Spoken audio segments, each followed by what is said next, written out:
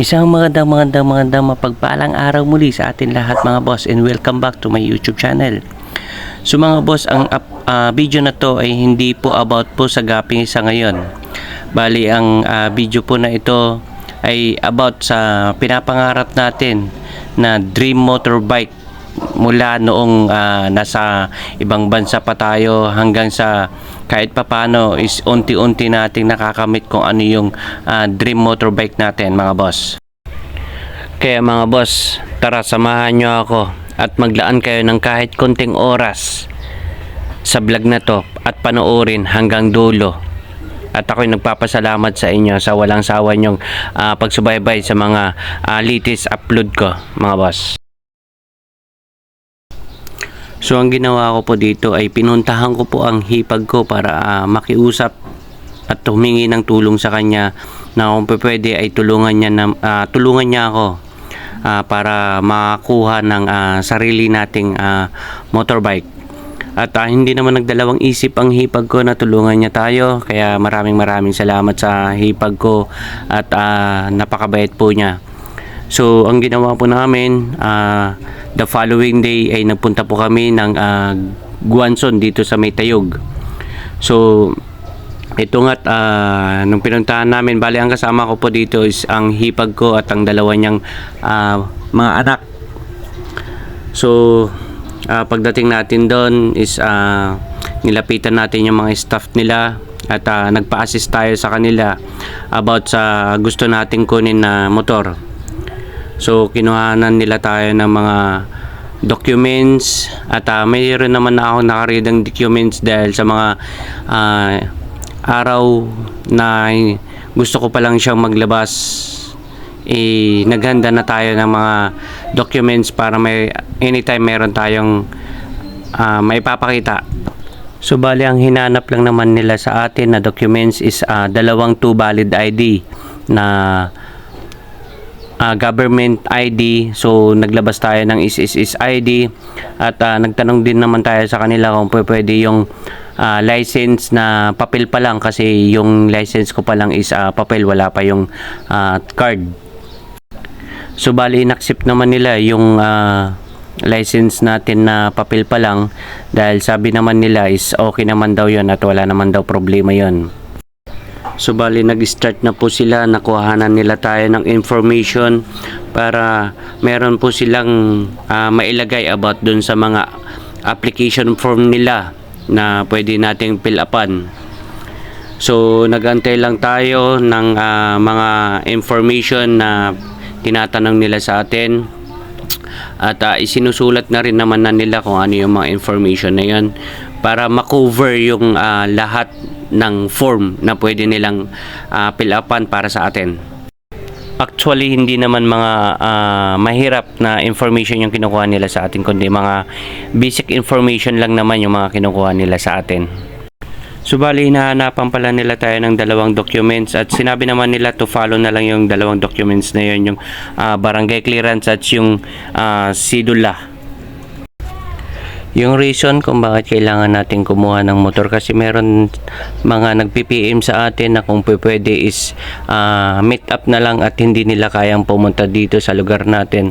So ito yung naisip ko na paraan para ma-meet up natin yung gustong mag-abil sa atin ng mga alaga nating isda. At isang rason din kung bakit kailangan natin kumuha ng motor dahil pag tayo din naman yung bumibili sa iba ng strain ng ating mga gape para sa additional na collection natin, ay kailangan din natin kasi makipag-meet up dun sa tao na pinagkukuhanan natin ng another na alaga natin sa mga gape.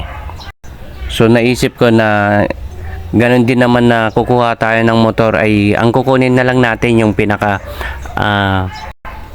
dream natin at yung gustong gusto natin at pinapangarap nating motor. So ito yung nakuha ko at ito yung naisip ko na kunin.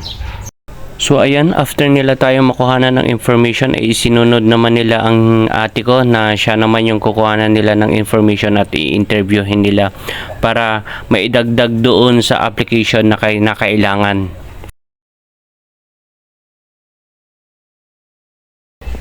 So bali ang ginagawa natin mga boss ay inaantay lang natin si ate na matapos siya doon sa additional information na kinukuha para sa kanya, para doon sa karagdagan na application form na ginagawa ng kanilang mga staff, dahil sinabi nila after daw na makumpleto lahat ng application form ay ipapasa na nila sa main office nila, at para malaman din natin kaagad kung maaaprubahan yung pagkuha natin ng motor sa kanila. So habang inaantay natin na matapos si ate ay binalikan natin yung dream motorbike na gusto natin.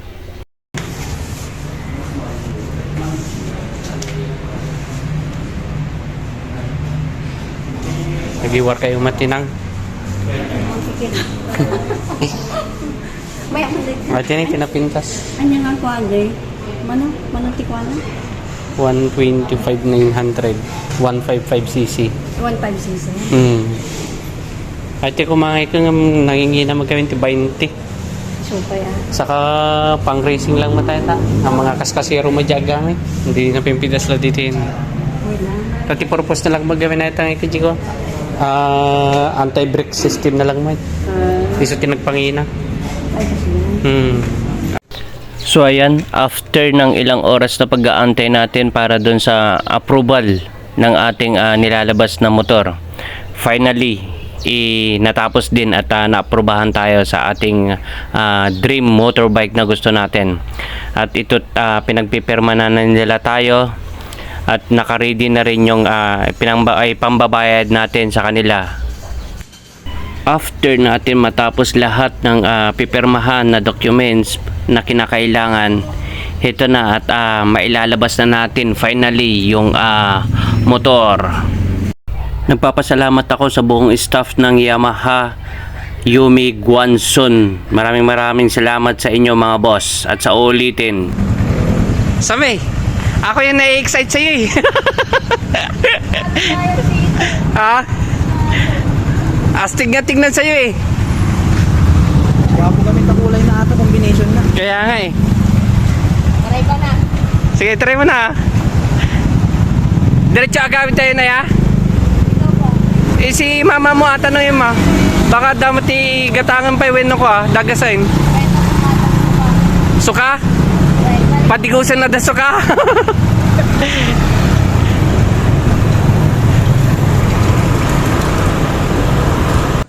Gusto kong pasalamatan ang pamangking kong si Rizame dahil nagtiyaga siyang nag-antay hanggang sa mailabas yung kinuha naming motor. Hanggang sa pag-uwi ng kanilang bahay, siya yung nag-drive. Kaya maraming salamat sa iyo, pamangkin.